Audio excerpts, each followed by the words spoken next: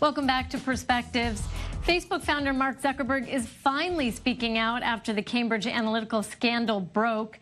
He's admitting the social media giant, quote, made mistakes. And he's pledging to introduce changes that would make it harder for third-party apps to obtain users' information. Some 50 million users had personal information taken without their consent by Cambridge Analytica. Now, as the company's stock price falls, Facebook executives are heading to Capitol Hill. Rebecca Jarvis has the latest. This morning, pressure mounting on Facebook following the Cambridge Analytica privacy scandal. The company's stock plunging nearly 10% in just the last 2 days. The Federal Trade Commission now opening an investigation. The attorneys general in New York and Massachusetts say they plan to jointly investigate both companies. And later today, Facebook executives will face tough questions on Capitol Hill. How do we preserve the benefits of Facebook while at the same time trying to combat the abuses? The controversy stemming from claims that Cambridge Analytica, a consulting firm with close ties to the Trump campaign, poured over the information of up to 50 million Facebook users obtained from the social media site by a third party. The data including details like age, race, marital status, and interests based on likes, potentially valuable information that could be used to target and influence groups with political ads. Cambridge Analytica says it deleted the data as soon as it discovered it was improperly obtained. This as newly released undercover video captured by Britain's Channel 4 reportedly shows an executive from Cambridge Analytica explaining how they could saturate the internet. We just put information into the bloodstream of the internet and then watch it grow. Give it a little push every now and again so it's unattributable, untrackable. Cambridge Analytica allegedly created and spread the term Crooked Hillary. We made creative, hundreds of different kinds of creative, and we put it online. The backlash on social media fierce, with thousands now using the hashtag #DeleteFacebook, something some, like 43-year-old mother of one, Lydia Marquez, have actually done. I was not only jeopardizing my own privacy, but also privacy of my child, of my friends, of my family. Facebook putting out this statement. The entire company is outraged. We were deceived. We're committed to vigorously enforcing our policies to protect people's information and will take whatever steps are required to see that this happens. Now, joining me now in the studio is Oren Elimelech. He's a cybersecurity research expert. Oren, thanks for joining me. My first big question is, Facebook knew about this breach, this data breach, 2 years ago, correct? In 2015. Correct. Now, reportedly, they were told that the data was deleted, but they never got evidence or proof of that. They just took the Cambridge Analytica's word? According to what was released by Facebook, they said that they checked and they got verification that it was deleted, but apparently, as it was divulged last week, it was not deleted, and as we have already saw. I mean, you would think Facebook would be smarter about that.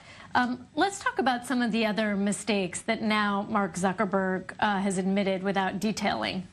Mark Zuckerberg just released an hour ago a post on Facebook detailing that Facebook acknowledged what has happened, and the event has indeed started in 2013.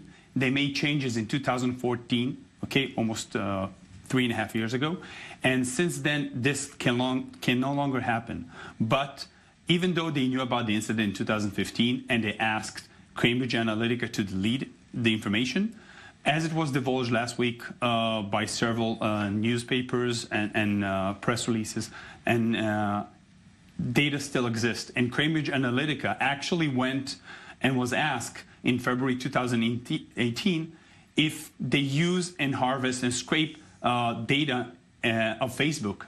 And it's important to remember that Cambridge Analytica was founded on dealing with Facebook data. So Alexander Nix, the CEO of Cambridge Analytica, said they don't have any data, which is actually a lie. And according to now, Mark Zuckerberg said they're working hard on making sure there will be stricter controls several things, such as every developer should sign an agreement contract with Facebook. They made it, if you don't use the data that specific application third party are using, they will delete the data, making things a lot harder, which I believe should have been done a long time ago.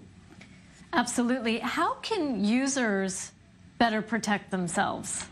It all comes down to privacy.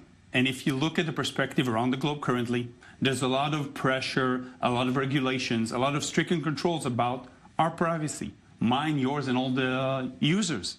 Okay, I use Facebook, or my family, you use Facebook, a lot of people. So privacy is a very big issue these days, according to other regulations going throughout the world.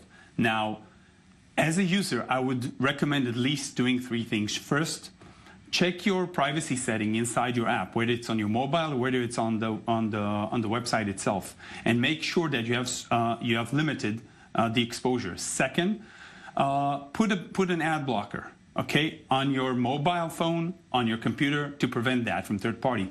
And the third, Facebook actually is also a login. You use Facebook to log into other information, and there's other services like this. And you should limit and check who you give permission to. Sometimes it's just, you share, you want to get a wireless Wi-Fi, you hop on a bus, you hop on a plane, go to a restaurant, and you share your data. So you need to check, it's up to us to check the privacy and not rely on Facebook and other giants. And in terms of regulation by governments, is this one part of the solution? It is a part, but I think Mark Zuckerberg and Facebook acknowledge, and other giants, that privacy is an issue, and they should make it a lot more stricter to share our personal data. It's my data, and if you want to share my data, you need my consent. And there's some movement throughout the world now, as in GDPR from the EU. There is Privacy Regulation, Privacy Act in the US. Also in Israel, there's a Privacy Act. All this comes out, and it's all around the world, also in South America, etc., to make sure that there are stricter regulations to limit our private data. It's privacy. These days, it seems you have to just accept that anything you put online is not really that private. That's one of the conclusions. Yeah. All right, thank you so much. Thank you for having me. Oren Elimelech, security expert.